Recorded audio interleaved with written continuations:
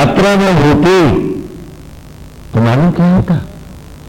अरे जय दिन तू राह नहीं चला है, तय दिन तेरी उम्र न बढ़ती, वहीं की वहीं खड़ी रहती है क्या?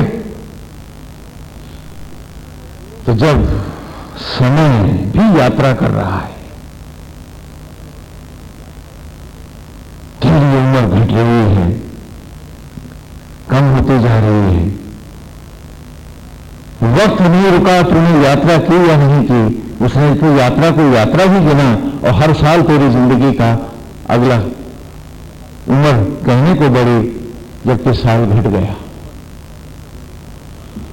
तो जब यात्रा थी अनंत की और तू था यात्री, तो फिर पूछ अपने आप से, क्या आधे से ज्यादा जिंदगी तूने अनंत की यात्रा पर एक कदम नहीं रखा, किरदार नहीं बना, नहीं निभाया है तूने? क्यों?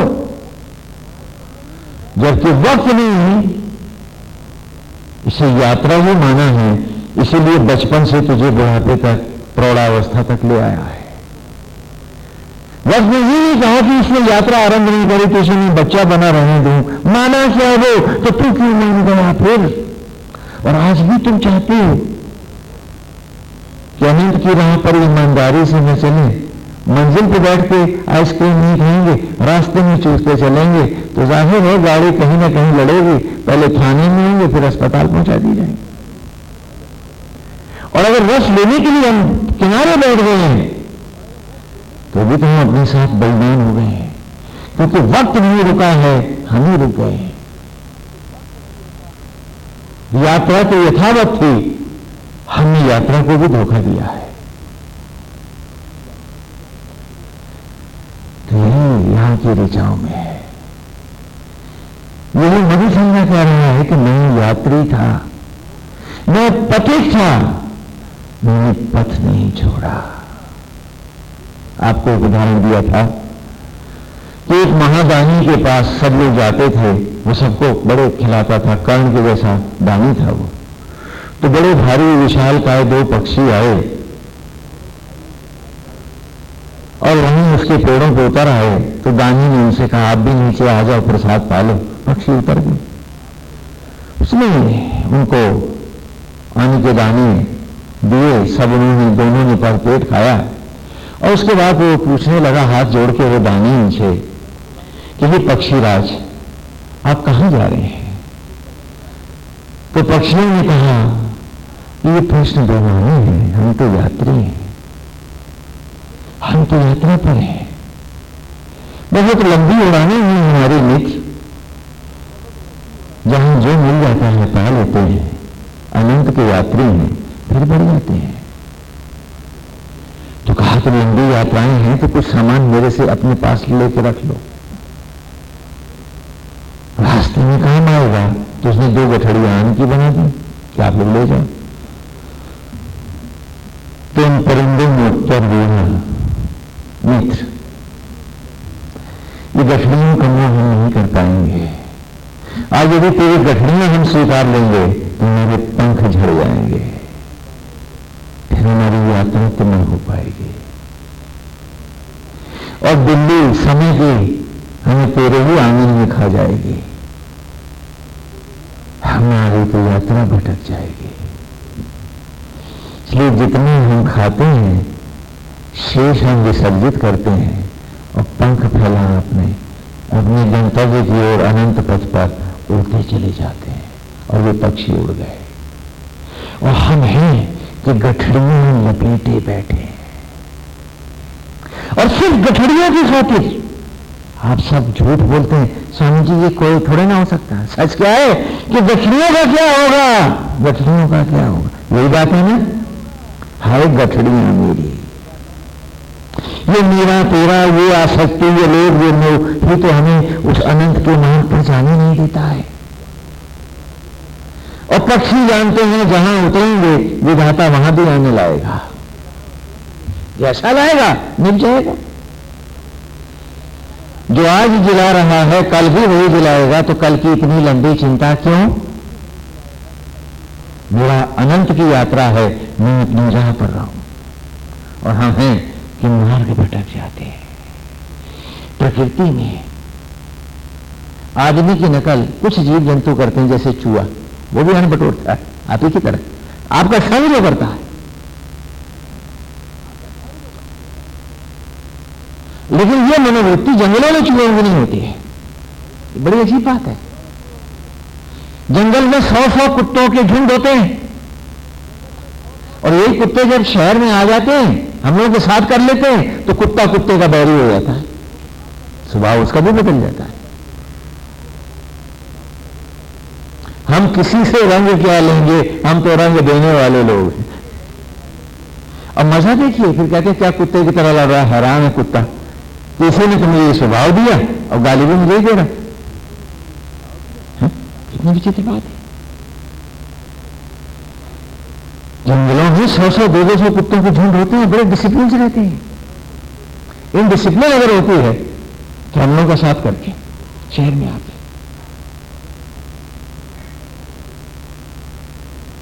लेना था रंग गोविंद का, सजाना था रोम रोम हमें, बसना था उसकी मनोहारी छवि में, कि अमृत अमृत हो जाता, रस बरस जाता। तो मेरे छंदन में श्रीचा में पिछले रविवार वाले ने यही कहा कि गायन्ति त्वा गायत्री, कि हर गायत्री तुझे गाती है, और रोम रोम मेरा बन गायत्री, गोविंद तुझे ही गाता रहा है। मेरे आचरण ने तुझे गाया है, मेरे स्वभाव ने तुझे गाया है, मेरे व्यवहार ने तुझे गाया है। मैं ऐसा डूबा हूं तुझमें कि मैंने तेरा ही किरदार निभाया है। अर्चन तो अर् के मर के ना, और जहां जहां भी सूरज तेरी पूजा करी है, हर मंदिर हर द्वार, नारायण आरती सबकी उतारता रहा हूं, और उन सब में देखता तो तुझे रहा हूं, आरती तो तेरी करता रहा हूं, अर्चना तो मैं तेरी ही करता रहा हूं। ब्रह्मण्यस्ता, मेरे लिए परम ब्रह्म तो था, ब्रह्म अर्थात आत्मा भी तो ही था मेरा शतक्रता। और महाशिव प्रलंकर रुद्र में उस रूप में भी नहीं गोविंद तुझे ही गाया है, कि ब्रह्मा में परम ब्रह्म, रुद्र में शंकर। जो गीता में तूने कहा है, मैं तो उसे रोम रोम जीवन के हर क्षण में जी के आया हूं। उद्वंशन एवं ये मेरे, और उत्पत्ति दाताओं ने तुझे महा विष्णु के रूप में भेजा है मैंने, और क्या किया है, उद्वंशम एव मन भांति, ये मेरे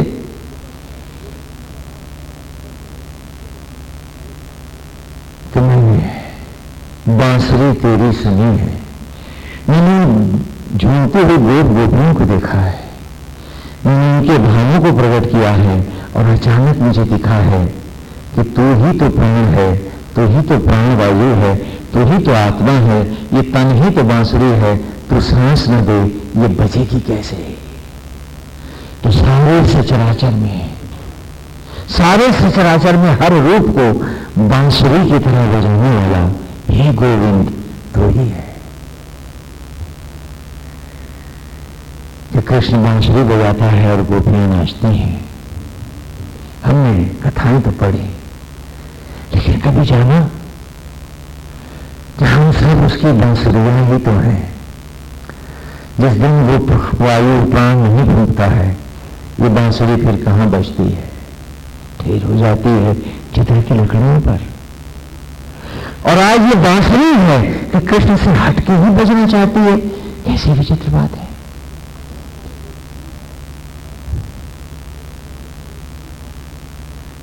हम सब बांसुरी हैं, और बांसुरी यदि है तो गोविंद के हाथों में है, फिर हम माया की लातों में क्यों है? पूछे हम अपने आप से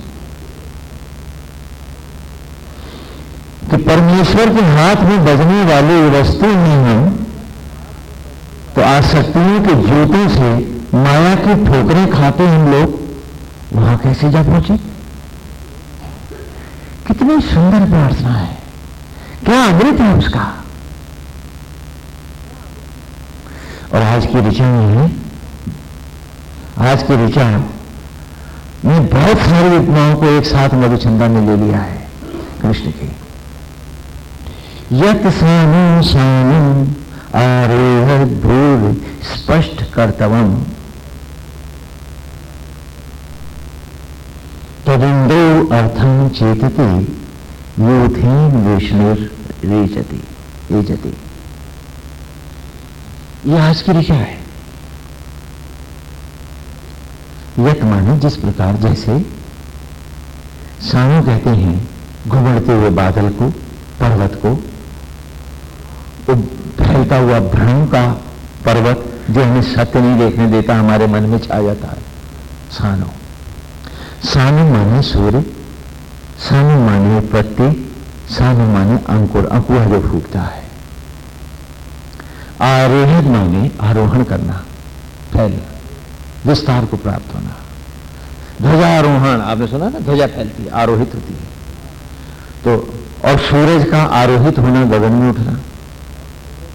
और इसी प्रकार बांसुरी की स्वर लहरियों का धीरे धीरे तान का ऊपर उठते जाना और पूरे वातावरण में फैलते चले जाना। तो ये क्या है? हाँ, बांसुरी की ध्वनि का, सुर का आरोहण है। तो एक साथ कई उपमाएं एक साथ यहां लिया है। तो यत सानु सानु आरोहत, भूर, भूर माने अंतरिक्ष और भूर माने उत्पत्ति, सृष्टि, जमुना। भू माने होना भी है ना, हाँ, आर्य श्रेष्ठ, श्रेष्ठ उत्पत्ति अर्थात ऊपर की ओर उठना, सत्य की ओर आना।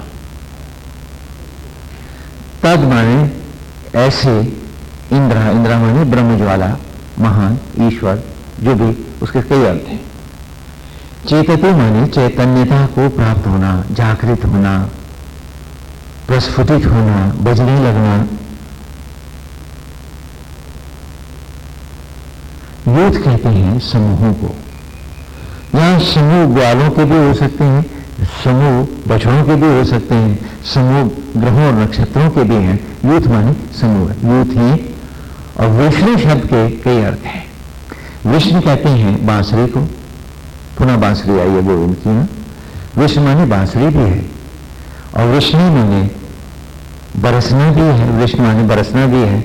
और बरसना यहां केवल बादलों का नहीं है, बहुत भावों का बरसना है, गायों के स्तनों से दूध का बरसना है। सारी उपमाएं एक साथ इसमें आई है। हाँ, एजति माने कांपना, फड़फड़ाना, रोमांचित होना, भयभीत होना भी है। और वृष्णि माने असत्य, ज्ञान, अंधकार, क्रोध, मोह और आवेश भी होता है। तो यहां सारी की सारी उपमाओं को एक छोटी सी ऋचा में मधुचंदा भर लाया है। ये बड़ी विलक्षण ऋचाएं हैं और इसलिए थोड़ा और ज्यादा गंभीरता की ओर जा रही हैं। एक प्रकार से धुले मन की बात है ये, जो हर उपमा में अपने को धोता हुआ गोविंद का होने की बात कर रहा है। कि यत, पहले सीधे अर्थ में आते हैं कि यत सानु, जिस प्रकार पर्वतों पर सानु सूर्य आरोहित होता है, भूर अंतरिक्ष में स्पष्ट, चारों ओर स्पष्टता दृश्य होने लगता है, प्रकाश फैलने लगता है।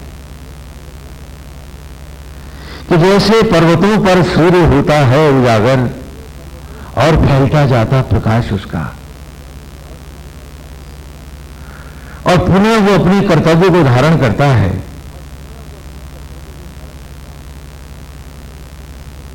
सृष्टि, अंकुर फूटते हैं, सूरज की किरणें सबको प्राण देती हैं, प्रकाश देती हैं, सत्य का दर्शन कराती हैं। तविंद्रो अर्थम चेष्टि, उन्हीं अर्थों में जब हम अपने अंतर में अपनी आत्मा सूर्य के प्रति चैतन्य होते हैं, जागते हैं, तो हमारे संपूर्ण विचारों के क्रोध, ईर्ष्या, द्वेष आदि के असत्य और अज्ञान के समूह ये सब कंपित होने लगते हैं, सत्य प्रकट होने लगता है। उन्हीं अर्थों में हे गोविंद तू हमें दिखने लगता है।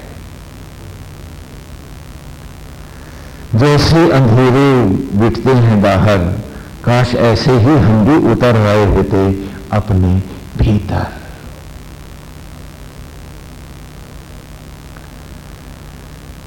जैसे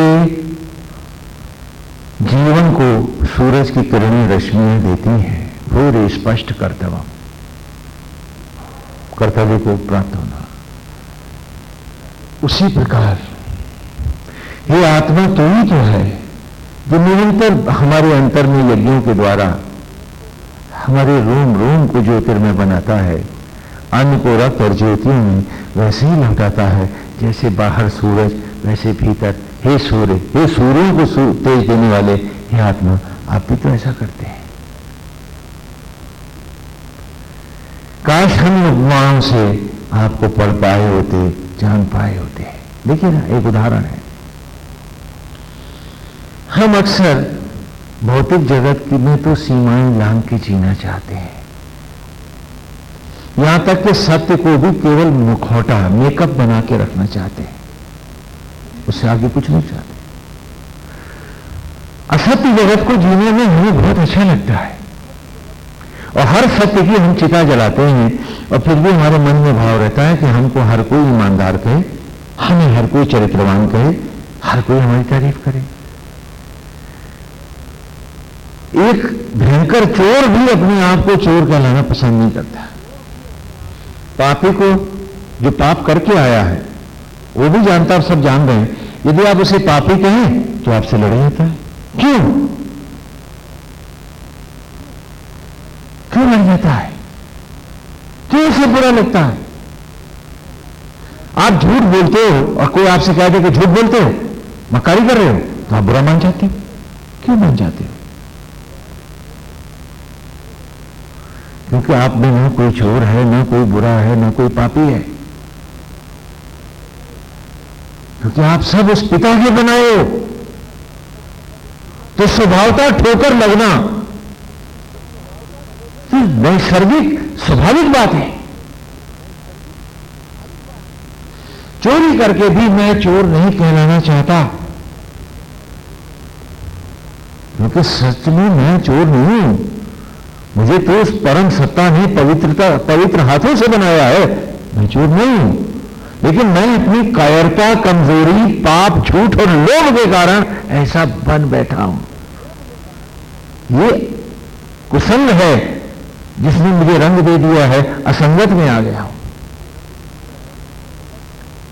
तभी तो मुझे बुरा लग रहा है।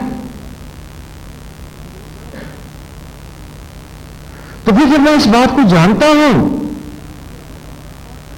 किसी कारण से मुझे बुरा लग रहा है, तो फिर मैं कुसंग को छोड़ क्यों नहीं देता? जब भीतर बाहर सचराचर में ईश्वर सृष्टि के द्वारा मुझे यही सब दिखा रहा है। और यहां उदाहरण में ये बात ये आई है कि हे गोविंद, जब फैलती है तेरी बांसुरी की तान, आज कितनी उमस है, आज कितनी गर्मी है, आप सब लोग बैठे हैं, लेकिन जब तेरी बांसुरी की तान झूमती है तो सानू सानू आरोहत, जब पर्वताकार बादलों पर भी तेरी मुरली का तान का जादू छाने लगता है, अचानक वो बरसने लगते हैं। तो गर्मी, उमस, घुटन ये सब कांपने लगती है। वृष्णिर ही जाती। और जब फैलती है तेरी बांसुरी की तान, गोपियों का रोम रोम बरसने लगता है, रीझने लगता है, और गौओं के थन से दूध निचोड़ने लगता है। हे गोविंद, मैं अपने संपूर्ण तप में निरंतर यूं ही निचोड़ता रहा हूं, तेरे स्थान पर बरसता रहा हूं।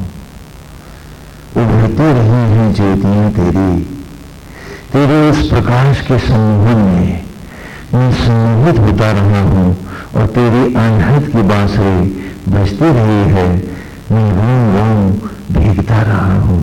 कह रहा है मधुचंदा इस ऋचा में, स्तुति में गोविंद की, कि माने मेरा रोम रोम तेरी बांसुरी की तान पर झूम रहा है निरंतर।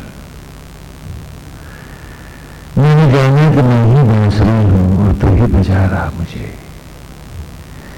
घने बादलों से असत्य और अज्ञान के अंधेरे भी आए तो तेरे रूप की ज्योति ने वो सारे धुएं उड़ा दिए।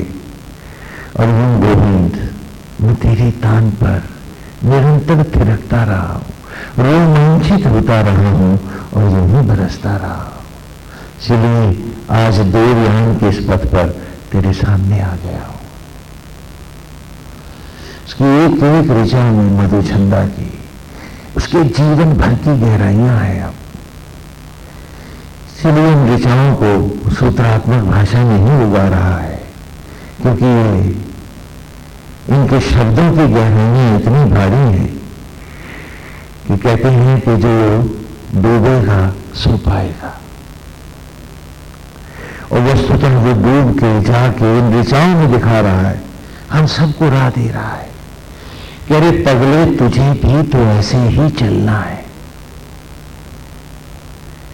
क्यों रुका बैठा है?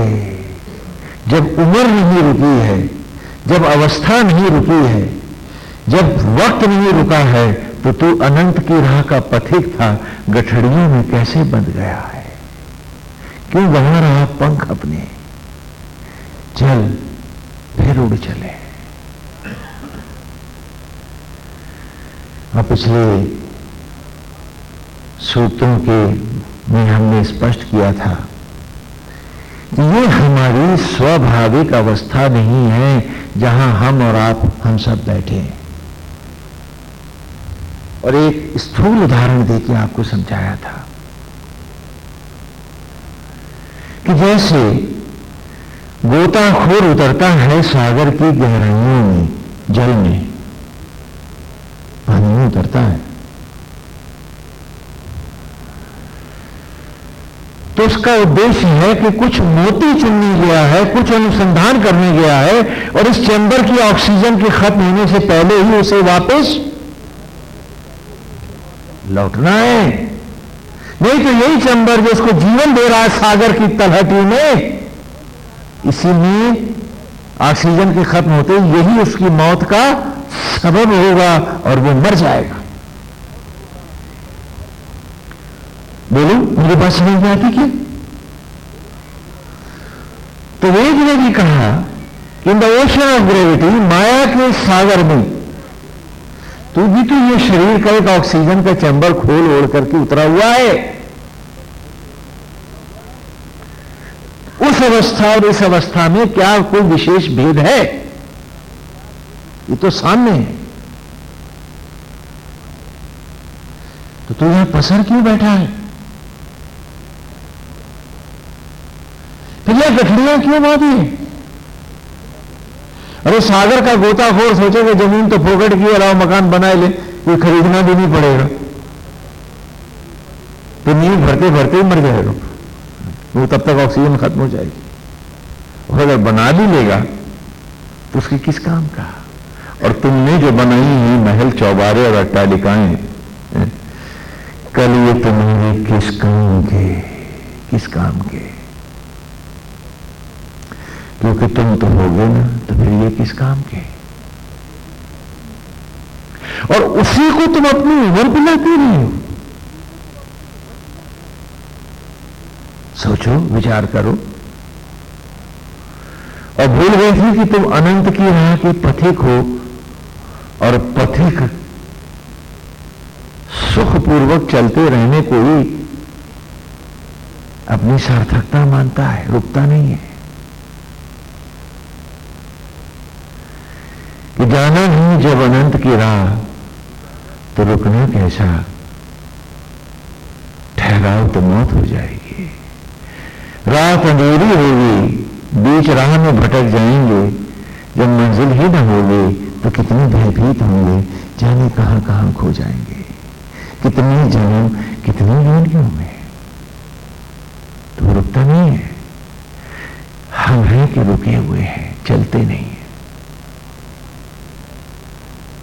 तो कहा ओशन ऑफ ग्रेविटी, माया के सागर में मित्र तू भी तो उतारा गया है, तो तेरी सहज स्वाभाविक अवस्था कहां होगी? जैसे गोताखोर बाहर आते ही खोल को उतार के आराम से बैठता है, तो जहां इस खोल के बिना तू आराम से बैठेगा, वही तो तेरी सहज स्वाभाविक अवस्था होगी कि जहां इस खोल के बिना भी तू सुखपूर्वक जी पाएगा।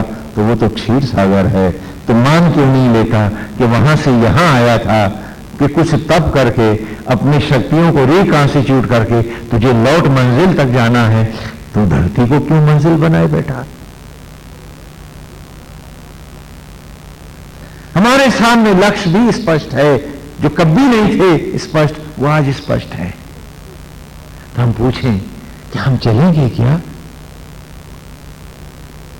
और चलने के लिए आज बड़ी गंभीरता से उन 5 महावाक्यों को हम एक बार फिर दोहरा लें, जो मार्ग है, जो राह है।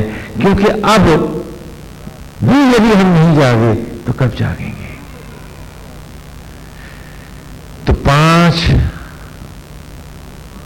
मार्ग दिए हैं मधुचंदा ने हमको। हम इन्हें दोहराते भी रहे हैं अतीत में भी, लेकिन आज भी हम अच्छे से अब इन्हें समझ लें। क्यों? क्योंकि अब उनका एक एक शब्द हम पर स्पष्ट है। हम जबरदस्ती अपने को अंधा करना चाहें तो मर्जी हमारी है। और वो 5 महावाक्य हैं, तत्त्वमसि, तत्त्वमसि, तत्त्वमसि जिसको आप कहते हैं। दूसरा है तेजोवसी, तीसरा एको ब्रह्म, द्वितीय नास्ति, चौथा अहम ब्रह्मास्मि, और 5वां सोहम अस्मि। ये 5 महामंत्र हैं देवयान के, वो जो जाना चाहते हैं इस अनंत की राह पर। ये उनका संपूर्ण जीवन है। और यदि गठड़ियों का मोह छूट जाए तो हम सब चल सकते हैं इस पर। रास्ता 10-20 नहीं होते, भ्रम 100-200 हो जाते हैं। कभी पहाड़ों पे आप जाएं तो जो स्नो फ्लैशेस होते हैं, आदमी एक खड़ा होता है, लेकिन फ्लैशेस के कारण आपको दिखता है बहुत सारे आदमी खड़े हैं, सैकड़ों आदमी खड़े हैं, है ना। वो ग्लेयर से फ्लैशेस आते जाते हैं। शीशे के सामने भी यदि हम उनको मिरर्स को एंगल्स पर खड़ा कर दें तो एक आदमी के 100 आदमी दिखने लगते हैं। तो मार्ग एक ही है, उसे नाना प्रकार से हम गाते हैं, लेकिन राह तो एक ही है, और जाना भी एक ही जगह है। मंजिल भीतर है मेरे, आत्मा से जुड़ना है मुझको। तो जब आत्मा से जुड़ना है, आत्मस्थ होना है, तो आज उसी का किरदार निभाना है मुझे। मनसा वाचा कर्मणा, उसमें डूब के जीना है। मंजिल बहुत करीब है, लेकिन बहुत दूर है। देखो, सूरज यहां से 7 करोड़ मील से ज्यादा दूर है। कितने मील है? 7 करोड़ मील से दूर है सूरज यहां से। और उस सूरज को तुम्हारी आंख देख पाती है, और ऐसी हजारों सूरज को तेज देने वाला परमेश्वर आत्मा होकर बैठा है तुम्हारे भीतर। और आज तुम्हारी आंख उसकी रोशनी तक नहीं पहुंच पाती है, तो तुम्हारी तुमसे अनंत दूरियां हो गई हैं, जबकि रोम रोम उसी में सिलसिला पगा है, और फिर भी ये दूरी कायम है। मेरे असत्य और अज्ञान के कारण ही तो, कि मंजिल मुझ में थी, मैं मंजिल में था, और फिर भी दूर में अनंत थी। क्या बात है। और जो दूर थे बहुत मुझसे, जो हो सकते थे नहीं मेरे, मैं उन्हीं को करीब बनाए रहा। हाय मेरा बेटा, हाय मेरी पत्नी, हाय मेरा भाई, जबकि वो कभी मेरे नहीं हो सकते थे। चिता की लकड़ियां हमेशा हमको बांटती, हम कभी एक नहीं हो सकते। तो जो ना हो सकते थे मेरे, उन्हीं को मैंने करीब माना है। और मैं मंजिल में था, मंजिल मुझ में थी, फिर दूरियां इतनी थी कि दूर दूर तक उसकी रोशनी दिखती न थी। और सिर्फ अपने को धोखा देना ही मैंने अपनी जिंदगी की राह बनाया हुआ था। कैसी विचित्र बात है।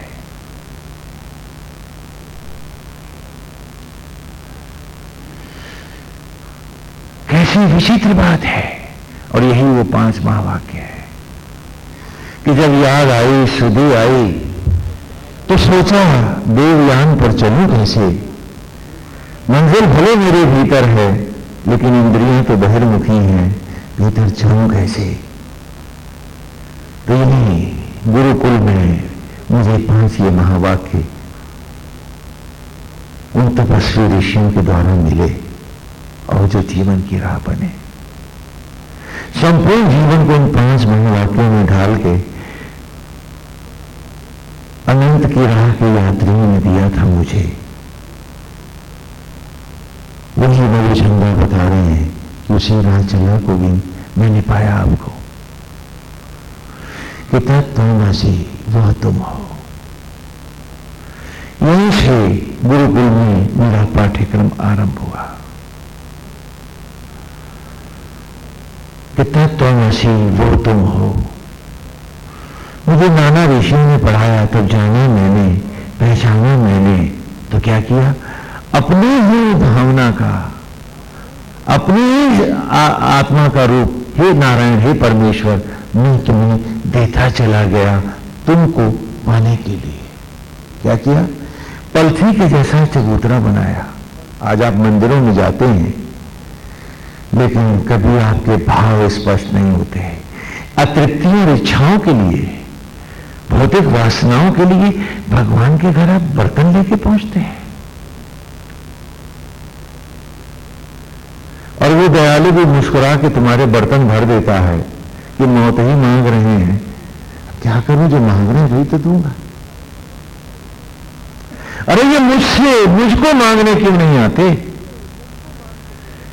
सिर्फ मौत ही मांगने क्यों आते हैं, भटकाव ही मांगने क्यों आते हैं। ये गठड़ियां तो मौत है इनकी, और इसी गठड़ियां मांगने आते हैं। ये पंख क्यों नहीं मांगते मुझसे जो खो गए हैं इनके। क्यों? क्योंकि आप भूल गए। आप मंदिर को पहचानते कहां हैं? आप मंदिर में भी ईश्वर को भी नहीं पहचानते हैं, सिर्फ आप अपने लोभ को पहचानते हैं। वही तो मांगने जा रहे हैं उससे कि नारायण जी दे देना। तो पूजा आप अपनी आसक्ति और लोभ की कर रहे हैं, या मां भवानी की कर रहे हैं, या नारायण की कर रहे हैं? जरा ईमानदारी से अपने अपने भीतर झांक के देख लो, पूछो अपने आप से।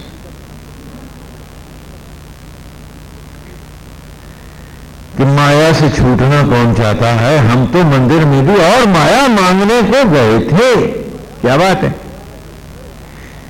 तो कहा नहीं, गुरुजनों ने खोली जब आंख भीतर की मेरी, तो तत्त्वमसि वह तुम हो, ये जाना मैंने, पहचाना मैंने।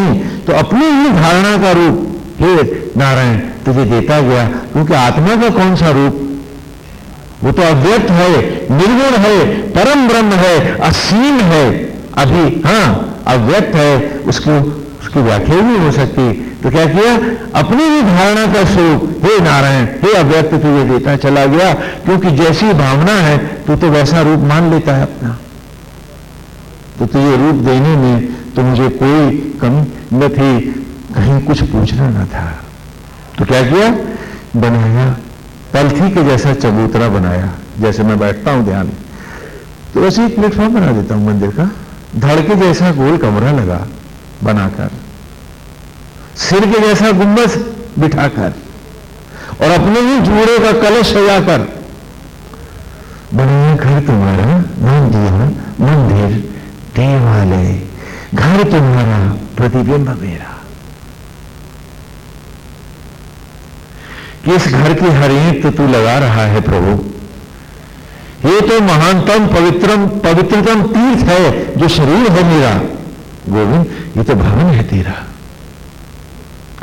मैं इसे मैला कैसे कर दूं, और करके इसको मैला, और फिर तेरे सामने बैठ के घंटी बजाऊं, आरती का थाल घुमाऊं, ये दुस्साहस करूंगा कैसे?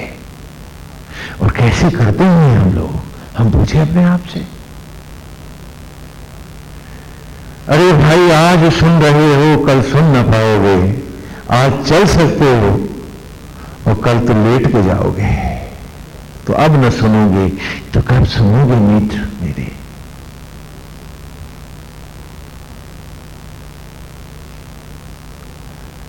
तो कहा बनाया घर तुम्हारा, नाम दिया देवालय मंदिर, घर तुम्हारा प्रतिबिंब मेरा। ये तूने जो बनाया तो मैंने भी ऐसे ही बना दिया। आत्मा जैसी मूर्त बिठाई है तेरी, यहां तू साक्षात बैठा बन के शबरी का राम, मेरी जूठन को रत्न बदल रहा है गोविंद। तो वहां प्रभु मैंने आपका मूर्ति बिठा दी है, और उसमें बनाया घर तुम्हारा, मैं अपनी भावना की अब ज्योत जलाऊंगा इसमें। तो बनाया घर तुम्हारा, नाम दिया देवालय मंदिर, घर तुम्हारा प्रतिबिंब मेरा। तब जाना मैंने तू ही संपूर्ण जगती का कर्ता कारण है, तू ही आदि मध्य अंत और अनंत है, तू ही धारक सृजक और संहारक है। तत्त्वमसि वो तुम हो, हे कृष्ण हे माधव हे गोविंद, तत्त्वमसि तत्त्वमसि। वही तो मंदिर है। मंदिर मंदिर घूमते रहे हम, न जाना तो प्रभु के बनाए इस मंदिर को, अपने इस पवित्र घर को अमूल्य मेला करते फिरे कि जीव रूप पुजारी है, तन रूप मंदिर है, और मूर्ति मेरी आत्मा का साक्षात दर्शन है।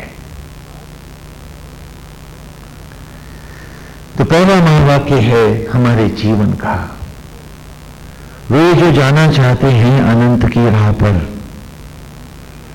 कि अब मंदिर मंदिर न होगा, हमारे अंग हो जाएंगे वो, मूर्ति मूर्ति न होगी, मेरी आत्मा का रूप होगा वो। हम वहां नाटक करने नहीं जाएंगे, वहां बेशक अपने आप को पढ़ने जाएंगे, तत्त्वमसि को अपने जीवन में उतारेंगे। अब हम और गलतियां और भूलें नहीं करेंगे। जब जब दिखेगा मंदिर, झांक के पूछेंगे अपने आप से कि इस मंदिर का ध्यान है, ये तो सबसे पवित्र है, क्योंकि वो बना रहा है।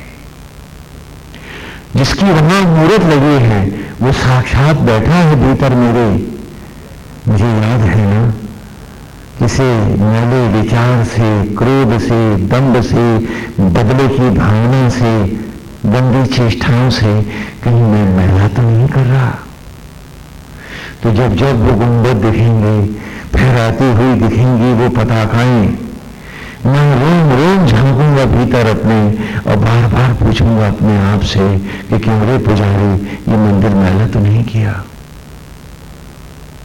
क्योंकि ये तो सर्वोत्तम धाम है, ये तो महातीर्थ है, ये नहीं है तो तू भी तो नहीं है। तेरा अस्तित्व कहां है? और आज यदि इसलिए मैला हो गया है तो तेरी पूजा पाठ माला सब खंडित हो गए। अब और झूठ न बोल अपने से, और असत्य न गा। वक्त पुकार रहा है, अरे अब तो राह पे आ, अनंत की राह चल, सीधा सीधा चल। मैं कहूंगा अपने आप से, अब अपने से झूठ नहीं बोलूंगा, अब अपने से असत्य नहीं कहूंगा। इंद्रियां आभूषण हैं, आभूषण मैले नहीं किए जाते, इन्हें सदा पवित्र रखूंगा। मैं पुजारी हुआ, आप पराते हो गए। यही मधु छंदा की राह है, और यूं ही चलना हम सबको है, यदि हम इस अनंत की राह जाना चाहते हैं। और यदि देवयान की हो कि सुधी हमको है तो कि अब कुछ हो जाए गोविंद, जो हो गया नारायण, आज सम्मुख हो तुम्हारे, तू तो कोटि जन्मों के पाप हरने वाला है। पर अब मैं और भूल नहीं करूंगा और पाप नहीं करूंगा। कोई भी अतृप्ति इच्छा और वासना मुझे लोभ की ओर, पाप की ओर नहीं ले जाएगी। अब तत्त्वमसि है तो तत्त्वमसि रहेगा। और दूसरी अवस्था है, अगला महावाक्य क्या है? देखो जीवन में तेजोवसी, कि धारणा के सांचे में ध्यान के मार्ग से गोविंद मैं खोजने चला तुमको। कहां गया? अरे मूर्त भले बाहर रही, लेकिन वो आंख मूंद के कहां गया? भीतर अपने। तो मूर्त भले बाहर रही, सांचा तो उसका भीतर चला गया। तो किसी का पत्थर है, किसी का पैमाना है। किसी को लगता है कि इसमें जान भी है या नहीं। हाँ, कहीं पत्थर में भगवान होते हैं, कोई यही चिल्ला रहा है, और कोई है कि उस पैमाने में अपने को ढालकर एक ईश्वर बन के दिखा रहा है। बात दोनों है। बात समझने की है, बात पहचानने की है कि धारणा के सांचे में ध्यान के मार्ग से मैं ढूंढने चला तुमको, तब देखा दिव्य जगमग ज्योतिर्मय स्वरूप तुम्हारा।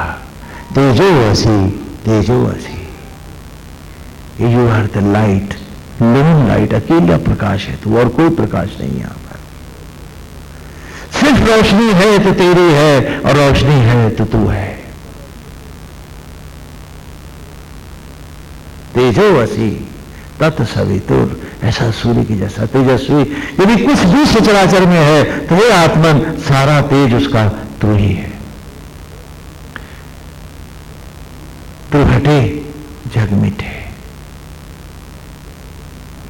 तो धारणा के सांचे में ध्यान के मार्ग से देखा तुझे, जाना तुझे, पहचाना तुझे, तब देखा दिव्य जगमग ज्योतिर्मय स्वरूप तुम्हारा।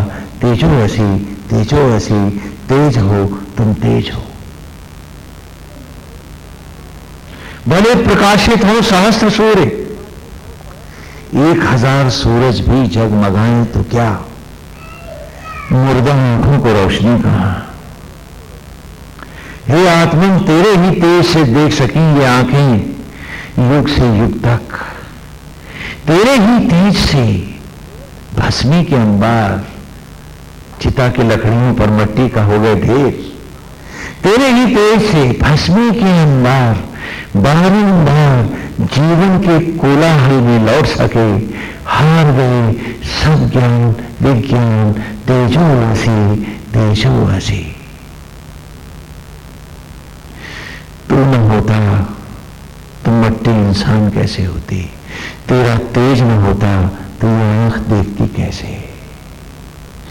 तो जब सब बन जाए तुम्हारा धारणा का सांचा तत्वमसी, जब हर मंदिर मंदिर, जब जब तुम्हारी निगाहें जाएं, लौट लौट तुम्हारे भीतर तक बिजलियां कौंध जाएं, तो ईश्वर को ही अपनी ज्योति राह प्रकाश बना लेना।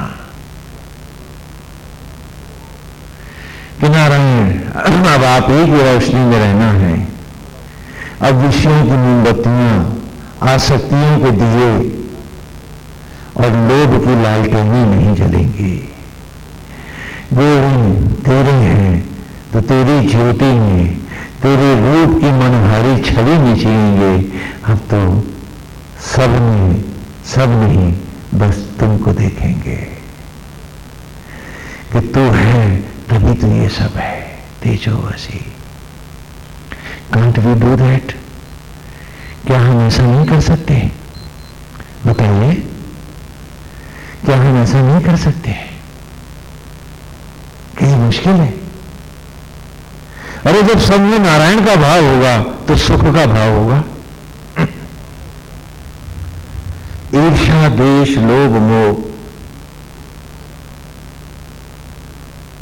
चिंता बदला क्रोध, ये सब नहीं होगा। तो जब सब में नारायण का भाव है, कोई बुरा भी किया गया है तो गोविंद आप जानो, हो सकता है हमें मैल हो, हम और धो डालेंगे अपने आप को और अपने को नाच लेंगे।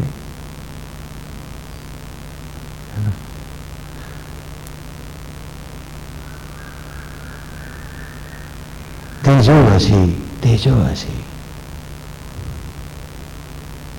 तो हम अपने को और नाच डालेंगे, कोई बात नहीं। मन मैला क्यों करेंगे? क्योंकि मन तो आपका आंगन है, तो उसमें महल कैसे कैसे लाएंगे? नारायण हम आपके हैं, आप ही में डूब के जिएंगे, आप ही के होके दिखाएंगे।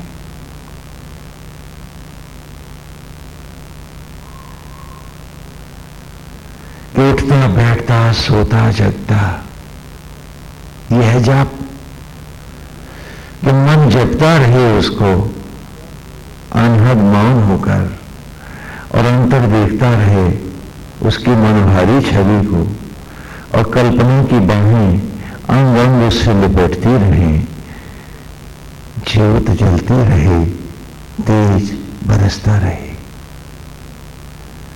तो एक शांति, एक सुख, एक मनोहारी छवि में, एक सुंदर ठहराव में जब मन आ जाएगा तो तन सहज ही निरोग हो जाएगा। मेरी बीमारियों का भी निदान है इसमें। आप लोग रोज दवाई लिए अस्पताल और वैद्य के पास भागते हैं। क्या आप सोचते हैं कि दवा से किसी रोग का निदान हो सकता है? आपको गलतफहमी है। किसी डॉक्टर और वैद्य के पास आपके किसी रोग का कोई इलाज नहीं है। इस संदेह को भी आज आप मिटा लें अंतिम रूप से।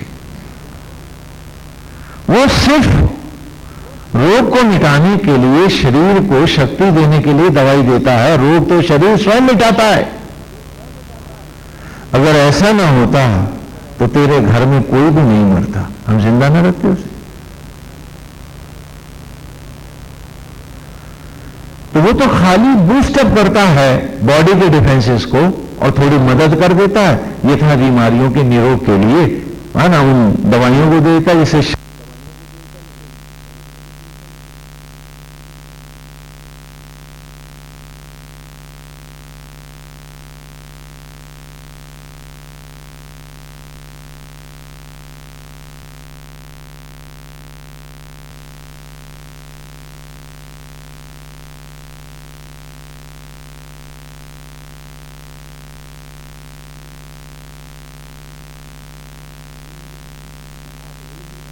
बचा दे।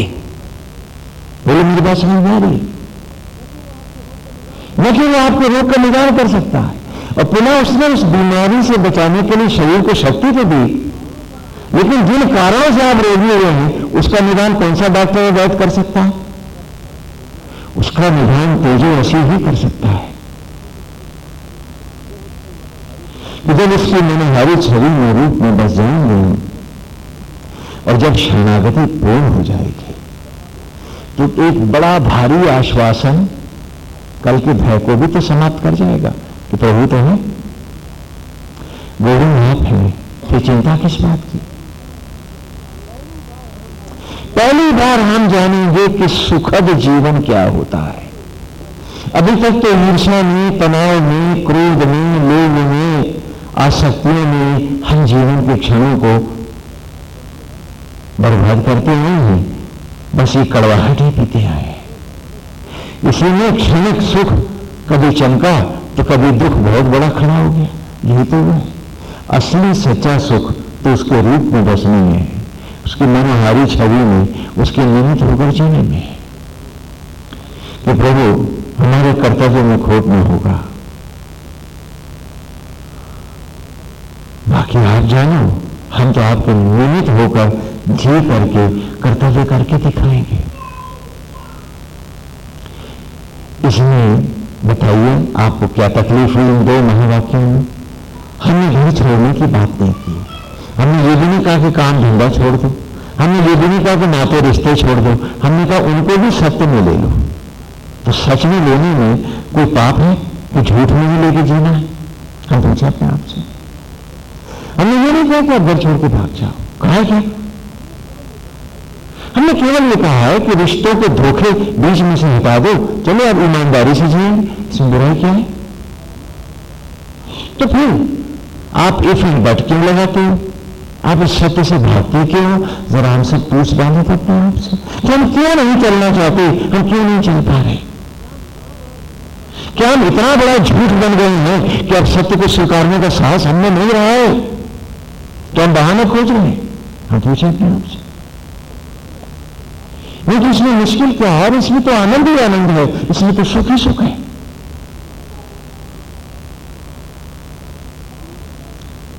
तो एक निश्चिंतता, प्रभु की शरणागति, यही विधि राखे राम, यही विधि रही है और पूरी तरह से राम में रही है। इसमें बुरा क्या है? और अगर ये इतना ही बुरा है तो तूने मालाएं क्यों पूरी, तूने भजन क्यों गाया, जरा बता तो मुझे। फिर तुम मंदिरों की चौखटों पर क्यों नाक रगड़ता फिरा? क्या भगवान को भी ठगने गया था? और ठग तो अपने को रहा है। हम पूछे अपने आपसे, यार क्या लगेगा, मानते ही नहीं, मानते नहीं, अपने मानते नहीं क्यों? हम पूछे अपने आपसे, इसमें बुराई क्या है? इन दो महावाक्यों को अपने जीवन में उतार लेने में क्या तकलीफ है हमें? प्यार से जब जब मंदिर में निगाह जाएगी, ये देवालय है, आत्मा साक्षात है, उसी का देवालय है। हर मंदिर आत्मा का है, हर गायत्री आत्मा की है, हर स्तुति सूर्य की आत्मा की है, परम ब्रह्मा की पूजा आत्मा की है, देवियों की पूजा आत्मा की है, मेरे भीतर ज्योत जल रही है, उस सत्य की है। इसको मान लेने में मैं पूछता हूं, जब एक तरफ तो हम भगत बनना चाहते हैं, समाज में भक्त होने की प्रतिष्ठा पाना चाहते हैं, तो उसे ईमानदारी से स्वीकारने में हमें कष्ट क्या है? घाटा कहां हो रहा? हमें घाटा एक ही जगह है, ईर्ष्या घट रही, द्वेष घट रहा, लोभ मोह घट रहे, चिंता घट रही, रोग विपत्ति व्याधियां घट रही है। तो क्या इसको आप घाटा मानोगे?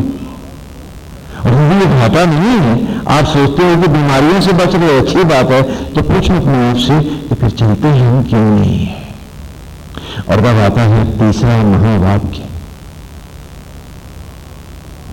तब आता है तीसरा महावाक्य,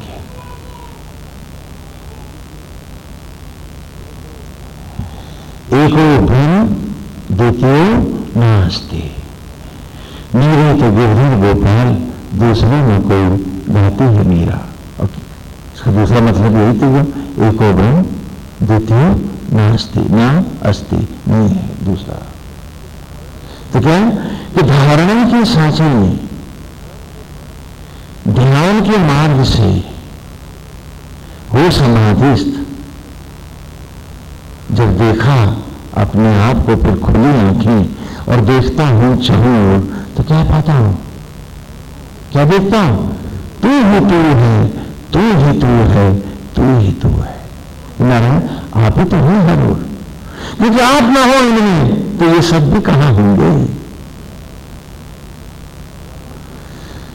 और आज जो भीतर जो आंख खुली है, तो अंधा बन के आप ही को बुला दूं और सबसे सब में सब है, बस आप ही नहीं है ऐसा मान लो, ऐसा पाप करूंगा क्यों?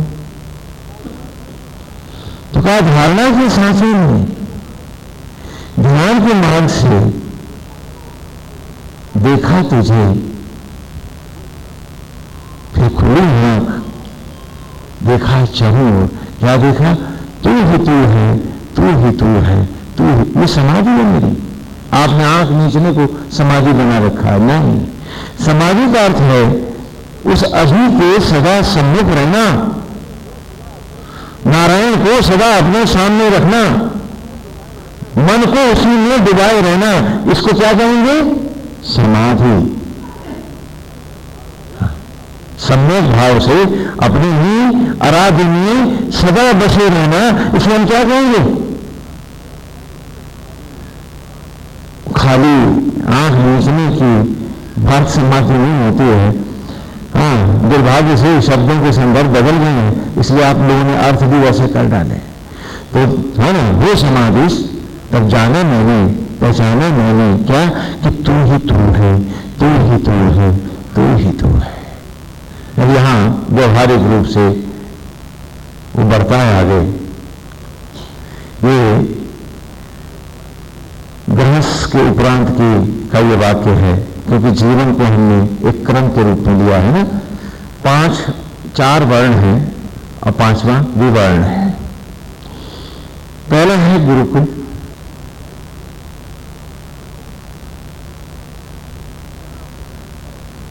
जहां आपने ज्ञान पाया, तत्वमसि ऐसी तुम हो, उस ईश्वर को जाना मैंने। फिर गुरुकुल के बाद में गृहस्थ में आया, तो क्या आया? तेजो ऐसी कि तुम्हें में डूब के मुझे जीवन धर्म को धारण करना है। हाँ ना, उन पांचों वर्णों के लिए। और गृहस्थ के बाद फिर उपराम हुआ तो किसमें आया? वानप्रस्थ में। ये क्या है? एको ब्रह्म तृतीय नास्ति। और उसके बाद अगली अवस्था जो है संन्यास है।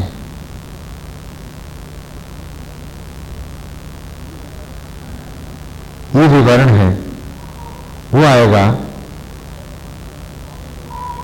अहम ब्रह्मास्मि में, और मोक्ष है सोहम अस्मि में। कैसे? वही देखते निरंतर हम देखते चल रहे। तो जाना मैंने, पहचाना मैंने, तब जाना मैंने, पहचाना मैंने, तू संपूर्ण जगती का कर्ता कारण है। तू आदि मध्य और अंत और अनंत है ना? और तू ही तू है, तू ही तू है, तू ही तू है। तो क्या किया? जला दी सब भ्रांतियों की चिताएं। मैंने मन की चिताएं जला दी है। अब वानप्रस्थी हो गया हूं, सीए राम मैं। तो जब तक बाकी सारे भाव नहीं जलाऊंगा, ये चौपाई कैसे गाऊंगा? किस साहस से गाऊंगा मैं? अभी तक तो सीए राम नहीं मानता हूं, सब जग को सब जगह ही जानता हूं ना। तो क्या किया? जला दी सब भ्रांतियों की चिताएं। तब जाना मैंने, तू ही पिता है, तू ही माता है, तू ही पत्नी, पुत्र और सखा है। गाते हैं ना भजन में, पितु मां तु सहाय के स्वामी सखा। गाते नहीं गाते हैं? तो मैं भी यही कह रहा हूं, लेकिन ये गाने में नहीं, सत्य में है कि तब जाना मैंने, तू ही पिता है, तू ही माता है, तू ही पत्नी, पुत्र और सखा है। तो जला दी सब भ्रांतियों की चिताएं। I shall not know the word by deceptions. The truth is the only relationship left to the whole world. तब जाना मैंने, तू ही माता है, तू ही पिता है, तू ही पत्नी, पुत्र और सखा है। तो जरूरी सब भ्रांतियों की चिताएं। एक चिता में जल गया जब मैं भी अपने को भी जला दिया हूं। The man of the past is being reduced to ashes. I am not that person. I appeared from the pyres of the yajna. यज्ञ भूमि की लपटों से प्रकट होता हूं मैं। The flame is my God and flame be the ultimate. अग्नि ही मेरा वस्त्र है, अग्नि ही मेरी राह है, और अग्नि ही मेरा अभीष्ट है। तो जला दी सब भ्रांतियों की चिताएं।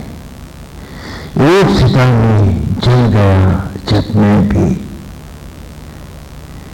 फिर पहन ज्वाला।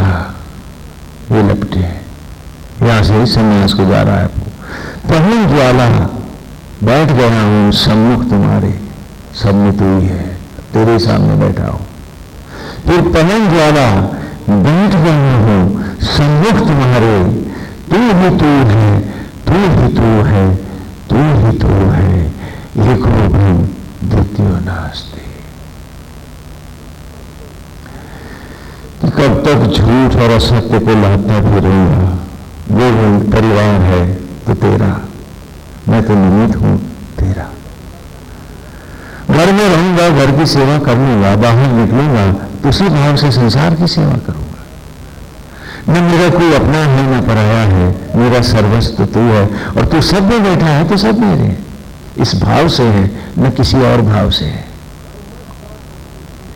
तो I must not discriminate in rich and poor, caste और क्रीड, मेल और फीमेल, सेक्स और एनीथिंग।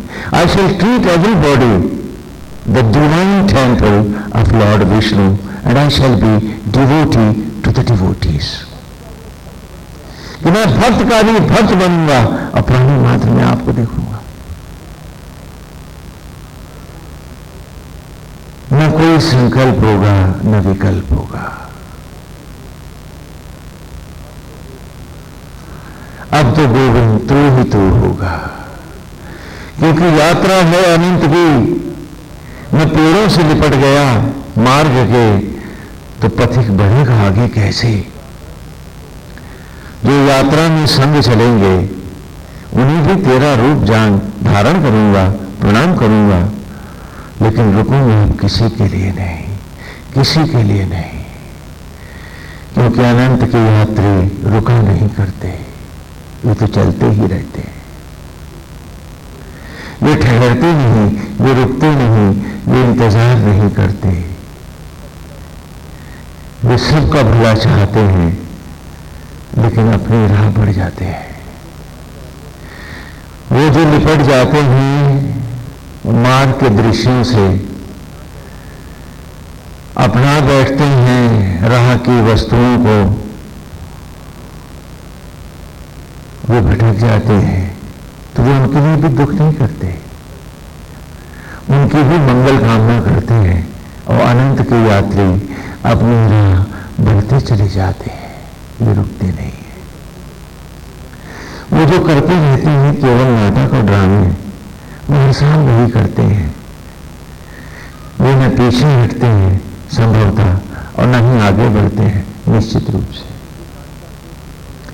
लेकिन जो जानता है कि जीवन एक यात्रा है, तो पाठशाला के छात्र की तरह कक्षा कक्षा आगे बढ़ता है। लेकिन जिसने जीवन की पाठशाला के पाठ्यक्रम को पढ़ना ही नहीं चाहा है, तो उस पाठशाला में एक और व्यक्ति होता है जिसकी क्लास नहीं बदलती, उसे चपरासी कहते हैं। वो हर साल घंटियां ही बजाया करता है, न पढ़ता है, न इम्तहान देता है, न पास होता है, न फेल होता है। हम पूछ लें अपने आप से कि जिंदगी के चपरास खाने के चपरासी भर बन के रह गए हैं, या कभी भी इस जीवन के छात्र हैं और प्रभु की राह पर हैं? हम पूछे अपने आप से। ये सत्य हमें स्वीकारने होंगे, तभी तो मधुचंदा की इन दिशाओं का अर्थ हम जान पाएंगे। जो जिएगा नहीं उस किरदार में अपने आप को डुबोएगा नहीं, वो उसे पाएगा कैसे? हमें डूबना होगा उसमें।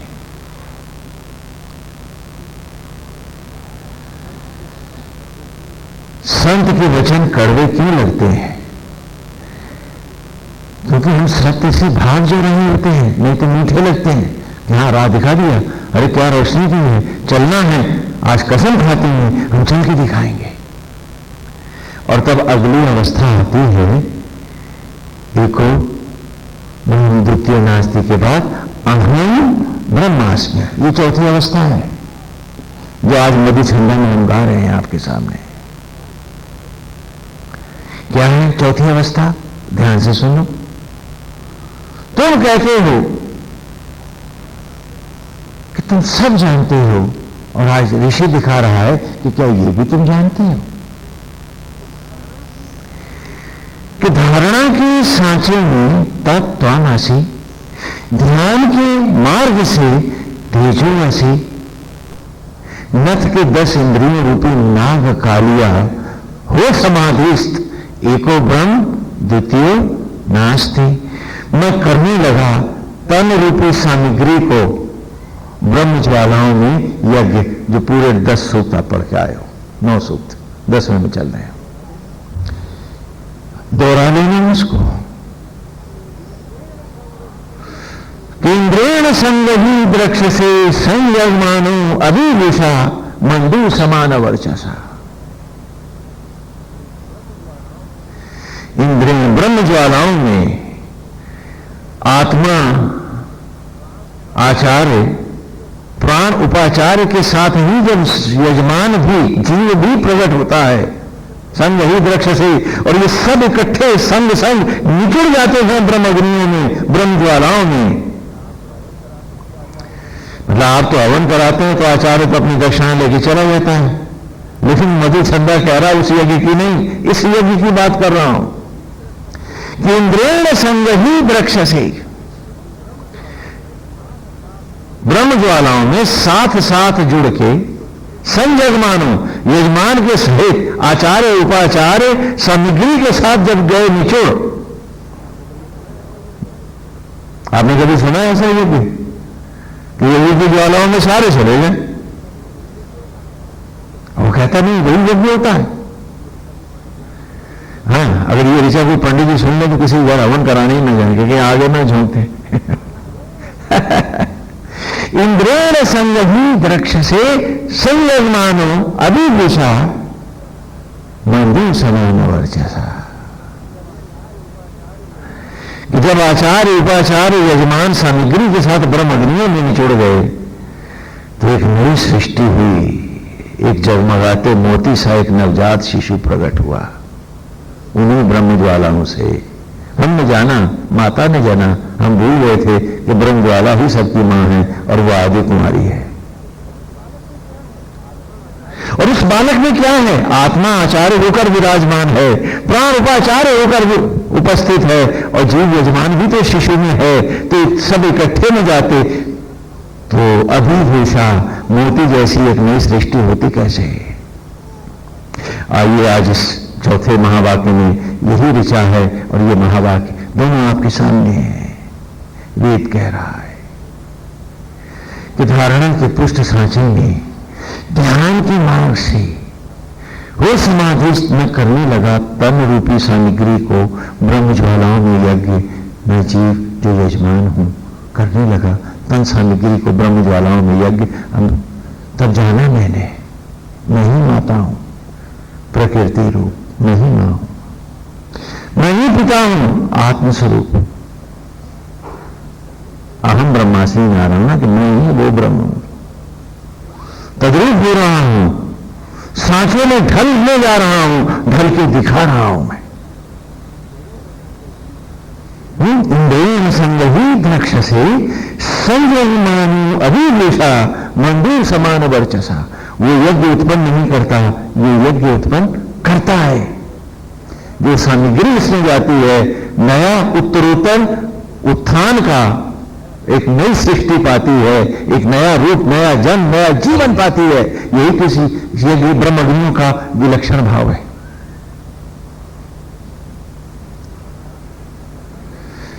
तो कहा तब जाना मैंने नहीं होता हूं, मैं ही पिता हूं और मैं ही तो जन्मता पुत्र हूं, मैं ही तो मुझ में ढल रहा हूं। तो तब जाना मैंने नहीं माता हूं, मैं ही पिता हूं, मैं ही पुत्र हूं।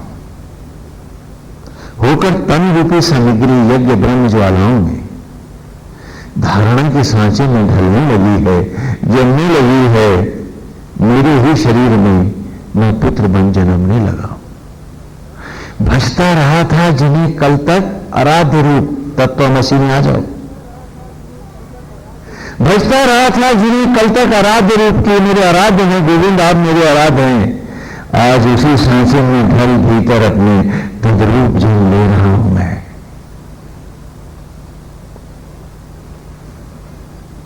यही तो देवयान की बात है।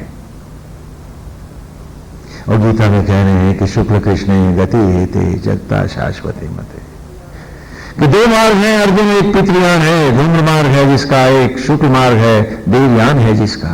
ये है दोनों। आप आज भी चल सकते हो यदि अभी संकल्प ले लो इस वेद के साथ।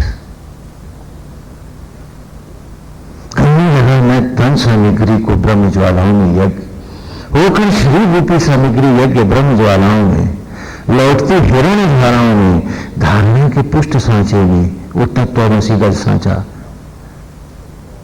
लिया था बाहर और पल गया भीतर।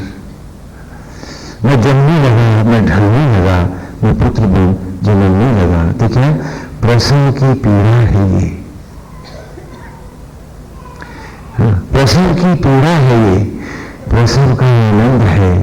मेरे ही शरीर में, मेरे ही शरीर में जन्म ले रहा हूं मैं। अहम ब्रह्मास्मि, अहम ब्रह्मास्मि, अहम ब्रह्मास्मि। ये तप है, ये साधना है, ये यज्ञ है, ये यज्ञ का स्वरूप है। ये वही अहम ब्रह्मास्मि यज्ञ है जो मधुचंदा निरंतर गा रहा है। आपने समझा वो बाहर वाला ही सब कुछ है। तो क्या प्रसव की पीड़ा है ये, प्रसव का आनंद है। मेरे ही शरीर में जन्म ले रहा हूं मैं। अहम ब्रह्मास्मि, अहम ब्रह्मास्मि, अहम ब्रह्मास्मि। और तब भाई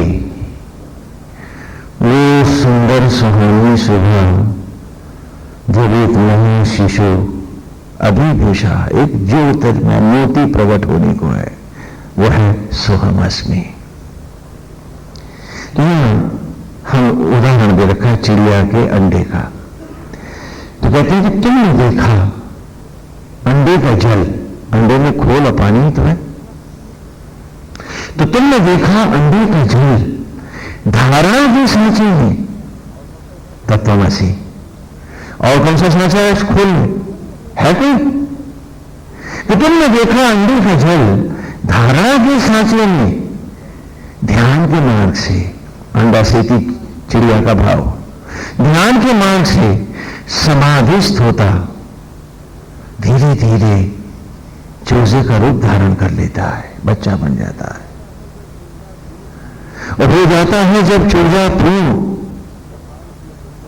तो एक रोज कपाल के अंड को, खोल को फाड़ निकलता है बाहर और देखता है चमोर। ठीक उसी प्रकार मधुचंदा की राह में मधुचंदा, ठीक उसी प्रकार, ठीक वैसे ही धारणा के सांचे में तत्वमसि ध्यान के मार्ग से तेजोमसि हो समाधिस्थ एको ब्रह्म द्वितीय नास्ति। मैं करने लगा था तन रूपी सामग्री को ब्रह्म ज्वालाओं में, अपने ही ब्रह्म अग्नियों में यज्ञ, अहम ब्रह्मास्मि। होकर यज्ञ शरीर रूपी सामग्री लौटते हिरण्य ज्वालाओं में धारणा के पृष्ठ सांचे में जमने लगी, ढलने लगी, और मेरे ही शरीर में मैं पुत्र जन्मने लगा। भज रहा था जिन्हें कल तक आराध्य रूप, तो गोविंद आप मेरे आराध्य, मैं भक्त हूं आपका। भज रहा था जिन्हें कल तक आराध्य रूप, आज उसी के सांचे में ढल तद्रूप अद्वैत जन्म ले रहा हूं मैं। इसी का नाम योग है। हो गई जब रूप पूर्ण मेरा,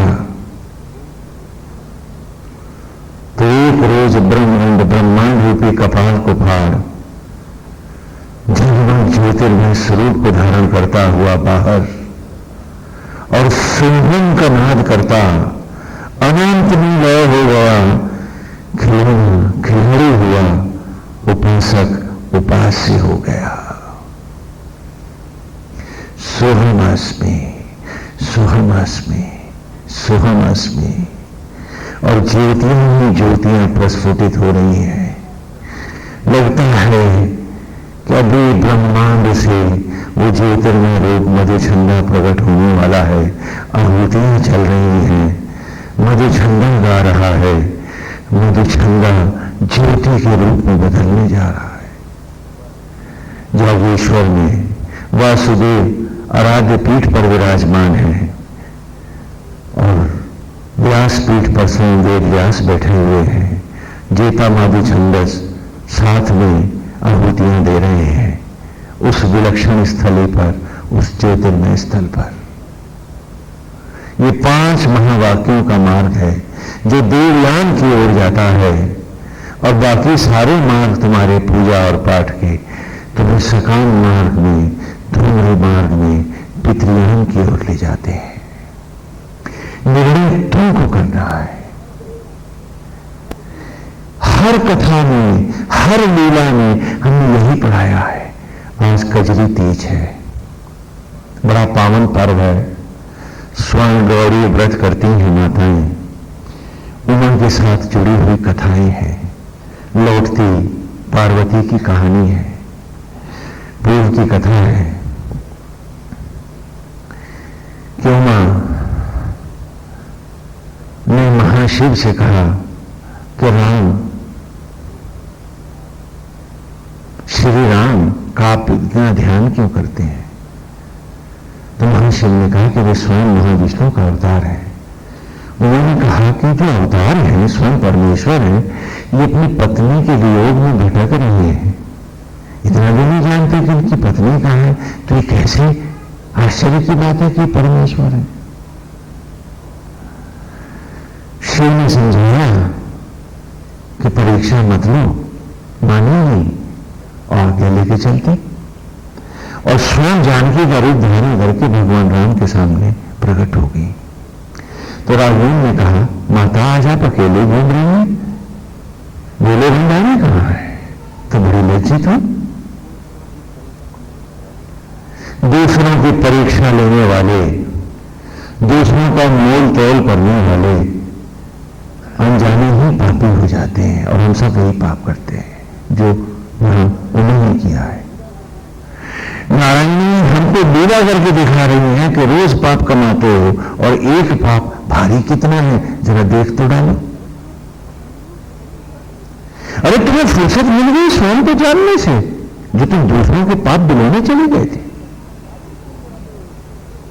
कथाएं सारी सुन जाते हो मानस की, धुल नहीं पाता, तो बस मानस ही नहीं धुल पाता तुम्हारा। और महाशिव ने मौन समाधि ले ली। उमा के भी मन में भय है कि भोलेनाथ ने तो सब देख लिया होगा, मुझसे तो बड़ा अपराध हो गया। इसी बीच में दक्ष प्रजापति हैं, उन्होंने यज्ञ रचाया है और वे शिव को अपमानित करना चाहते हैं, इसलिए उन्होंने ये नहीं बुलाया है। उमा यहां पर भी शिव से जबरन आज्ञा लेकर के दक्ष के घर आती हैं, और दक्ष के घर भयंकर अपमानित होती हैं, और शिव का अपमान न सह सकने के कारण दक्ष की पुत्री आत्मदाह कर जाती है, यज्ञ की अग्नि में कूद जाती है, भस्म हो जाती है। शिव बहुत बड़ा प्रलय करते हैं, शिव के गण आकर दक्ष का सर काट देते हैं, फिर स्वयं शंकर आकर उसको, दक्ष को बकरे का सर लगाते हैं। वो कथाएं विस्तार से आपने सुनी है।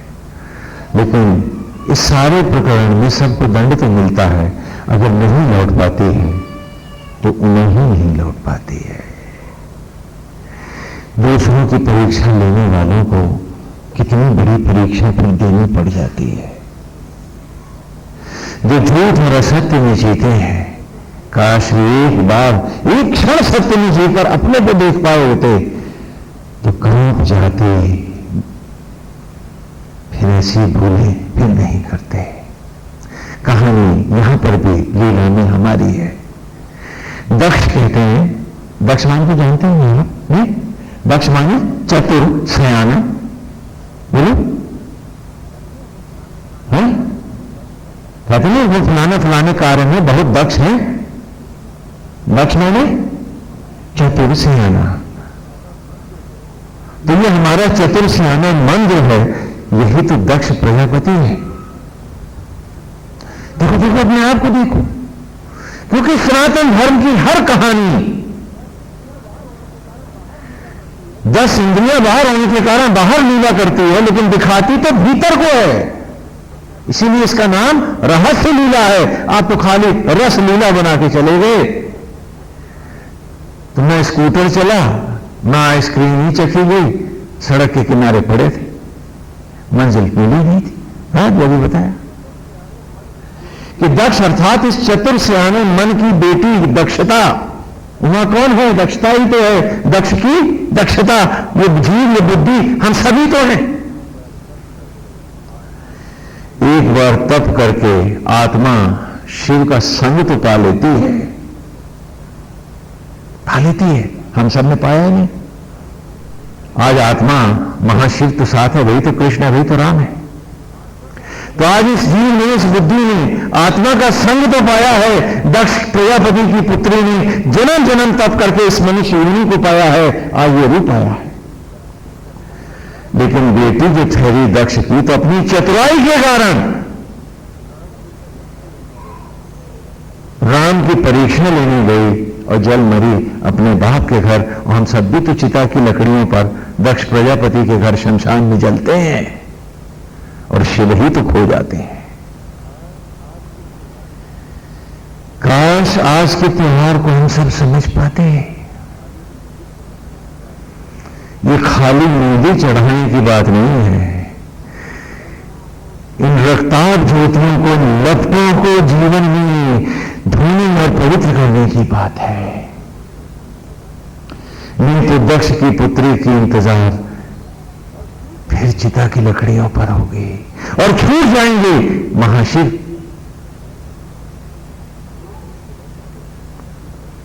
और खो की शिवत्व को क्या पाएगी दक्ष की बेटी, क्योंकि जन्म तो गया। दक्ष फिर वही होगा, शमशान में उजड़ेगा, हम उजड़ जाएंगे। दक्ष फिर वही होगा, सुन्नी बिल्ली भी वही होंगे, सारी कथाएं होंगी, मेले हजार होंगे, बस हम न होंगे। काश ये बात ये जीव ये उमा समझ पाए तो सत को सत्संग बनाए, मनोरंजन नहीं,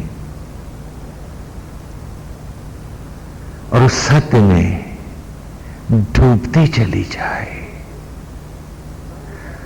तो नित्य संग पाए, आत्मा शिव का पार्वती कहलाए। हमारे मन की चतुराई, चंटाई, कनीनेस ही तो हमें सत्य की राह पर आने नहीं देती। आज का दिन है कि हम समझदारी को, विजडम को बढ़ाएंगे, कनीनेस को नहीं, और दोनों का भेद करेंगे। क्योंकि कनीनेस में आदमी शेयर अपॉर्चुनिस्ट होता है, विवेकहीन होता है, केवल अपना मतलब सिद्ध करता है। और समझदारी उसमें विनम्रता, दया, सत्य और नित्य पुरुष का नित्य साथ लाने की बात करती है। ये विजडम है, वो कनीनेस है। और हम कनीनेस को कहते हैं कि विजडम को हम जानवर बना करके कनीनेस को उसके ऊपर रखेंगे। That is everything to us. हमें इसे तोड़ना है, हमें तोड़ना है, और हर ओर भागते हुए मन के भावों को रोक करके साधना का मैग्नीफाइंग ग्लास पर सारी किरणें उतारनी है कि लपट उठे और अहम ब्रह्मास्मि से सोहम अस्मि तक की यात्रा हमारी पूरी हो जाए।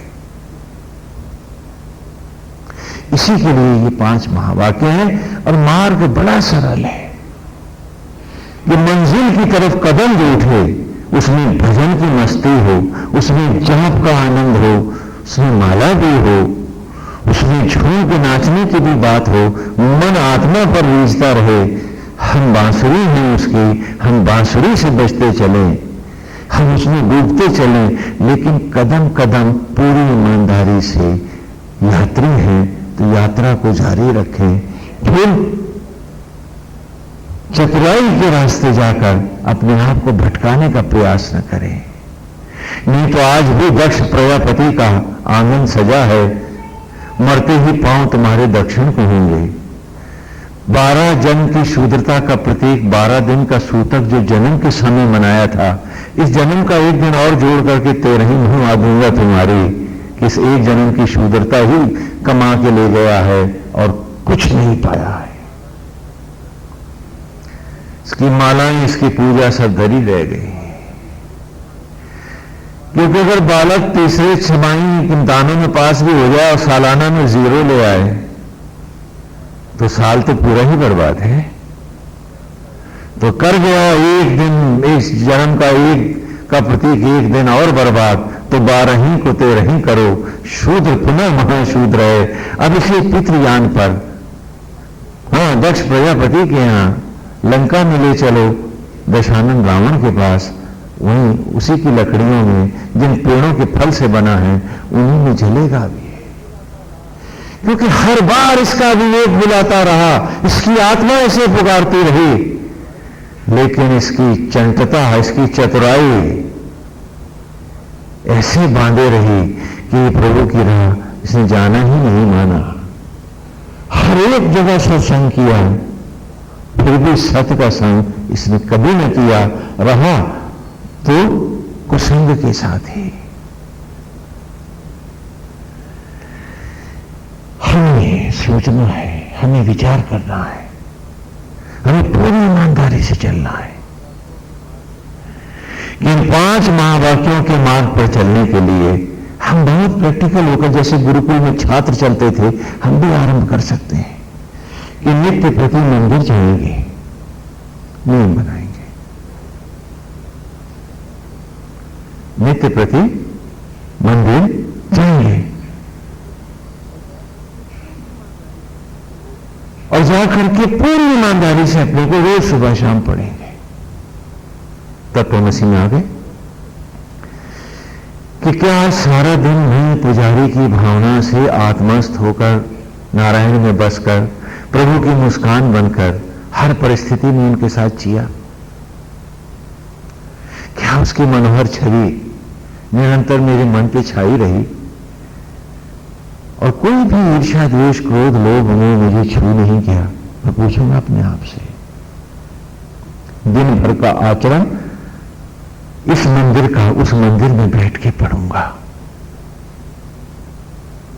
कि क्या आज एक दिन भी मैं उसके इस पवित्र मंदिर को मंदिर बना के जी पाया? और जितनी गलतियां हुई उस मूर्ति के सामने मौन, लेकिन पूरी ईमानदारी से प्रायश्चित करूंगा कि नारायण आज इतनी कमियां रह गई हैं, प्रभु साहस दो, कल जब यहां हो तो ये भी ना हो। अभ्यास करेंगे। अब आप मांगने नहीं जाएंगे कि लॉटरी निकाल देना, अब आप जाएंगे कि मेरे पाप मिटा देना। नारायण, मैं पूरी ईमानदारी से आपकी राह चलने आया हूं, अब कोई बहाने नहीं है, गोविंद सब फेंक दिए हैं। अपने को अंधा करने की, अपनी आंखों में सुइयां घुसेड़ने की, वो जो गंदी मनोवृत्ति थी कुतर्कों की, आज उसे फेंक आया हूं पूरी ईमानदारी से। नारायण, आपके सामने हूं, यहां बैठ के मैं आज अपने सारे दिन भर का जायजा ले रहा हूं कि सारा दिन तो मैं पुजारी की भावना से जिया और इस शरीर मंदिर में जहां आपके साक्षात विराजते हो, तो मैंने कोई अभक्ष तो नहीं खिलाया, क्योंकि जो नारायण की मूरत पे नहीं चढ़ा वो साक्षात पे कैसे चढ़ जाएगा?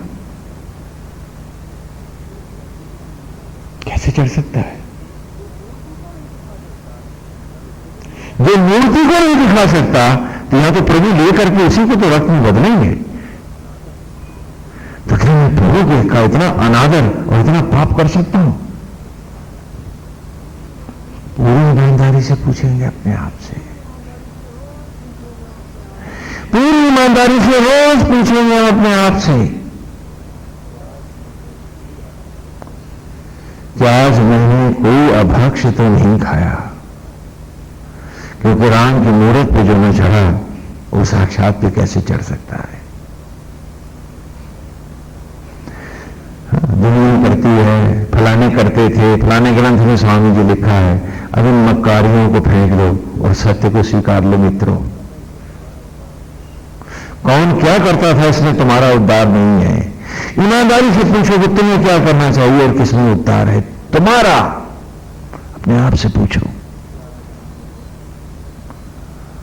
क्या आज हमने वो अभक्ष तो नहीं लिया? हमने किसी को सताया तो नहीं है?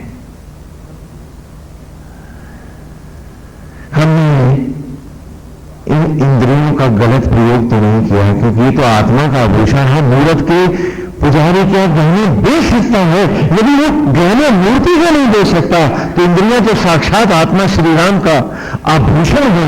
क्या मैं इनका दुरुपयोग कर सकता हूं? मैंने नहीं बनाई है, बना तो प्रभु ही रहा है, मेरा हाथ में ही रहा है। तो क्या है सारा दिन मैंने इंद्रियों से कोई पाप तो नहीं किया, किसी को सताया तो नहीं, कोई अनर्गल कार्य तो नहीं किया है? ये तो पवित्र आभूषण है, इन्हें अशुद्ध तो नहीं किया मैंने। आत्मा अभेद है, प्राणी मात्र से भेद नहीं करते श्री राम। ये तो आत्मा होकर जीव मात्र की जूठन को प्रभुवत में बदलते हैं। तो धर्मात्मा, धर्म धन आत्मा ही तो धर्मात्मा है। तो आत्मा की भांति मैंने किसी से भेद तो नहीं किया, सबने एक प्रभु का भाव रखा अथवा नहीं रखा। यदि नहीं रखा है तो पाप किया है। यदि सारा दिन ये भाव जमा रहा है तो सर्वथा उचित हुआ है। मुझे अपने को उत्तर देना है, मंदिर की मूर्त के सामने मौन होकर किसी तरह के कोई परीक्षा नहीं देनी है।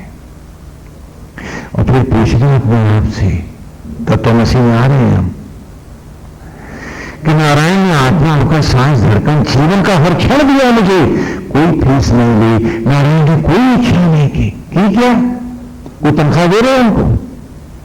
तो जब हर सांस निष्काम भाव से उसने दी है, तो क्या 4 सांसें चंद सेवाएं आज मैं दिन भर में प्रभु की सेवा में निष्काम भाव से न्यौछावर कर पाया? यदि नहीं कर पाया तो धिक्कार है मेरे दिन भर में, कि उसने तो हर सांस न्यौछावर दी और मैं 4 सांसें भी उसकी सेवा में न उतर पाया। तो मैंने उसका किरदार क्या निभाया? मैं उसको आचरण में भी तो नहीं उतार पाया, मैं झूठ ही तो बोल रहा था। पूछो अपने आप से। जब हम ये अभ्यास करेंगे, जब हम इस राह पर चलेंगे, तो धीरे धीरे हमारे संकल्प मजबूत होंगे। हमें इन 5 महावाक्यों को एक एक करके अब जीवन में उतारना। गुरुकुल में छात्र ऐसा ही करते हैं। आज आप मंदिर को प्यार करते हो, भगवान का मंदिर है, आप सब श्रद्धा करते हो, लेकिन आप वो प्यार नहीं कर सकते जो गुरुकुल का छात्र तब करता था, क्योंकि वो जानता है मूर्ति मेरी आत्मा की तस्वीर है। तो जैसे पिता का चित्र पिता की भांति ही बहुमूल्य होता है, इसे कौन छू सकता है? ये तो मेरा शरीर है, मेरा अंतरात्मा है, इसी से तो मेरा अस्तित्व है। तो ये तो मेरा सर्वस्व है, मूर्त मेरी, मंदिर मेरा। आज आपकी अंधभक्ति और अंधश्रद्धा मंदिर के प्रति नहीं, अपने विषयों के प्रति है, और आप मानते हो कि आपके मंदिरों में श्रद्धा है? अगर श्रद्धा होती तो विषय भस्म ना हो गए होते और नारायण बस ना गया होता तुम्हारे विचारों में। वो प्राणों से अधिक इन मूर्तियों को प्यार करता है गुरुकुल का छात्र। उसका अनादर अपमान तो देख ही नहीं सकता कि ठहर जाइए, ये मेरी तरह सैकड़ों हजारों लोगों की आत्मा का बिंब है। ये प्राण प्रतिष्ठित है, क्योंकि हम सब ने अपने प्राण इसी में प्रतिष्ठित किए हुए हैं। तो आप इसके साथ मिसबिहेव नहीं कर सकते।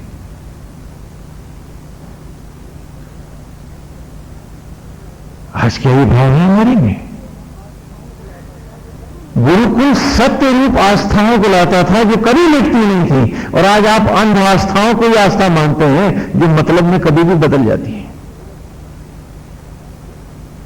तो हम मूर्त के प्रति अपनी जागृत आस्था लाएं कि यह हमारी आत्मा का प्रतीक है, और वो आत्मा जो हमारा सर्वस्व है, वो आत्मा जो सर्वेश्वर है, वो आत्मा जो सब कुछ हमको देने वाला है, ऐसे परम पिता परमेश्वर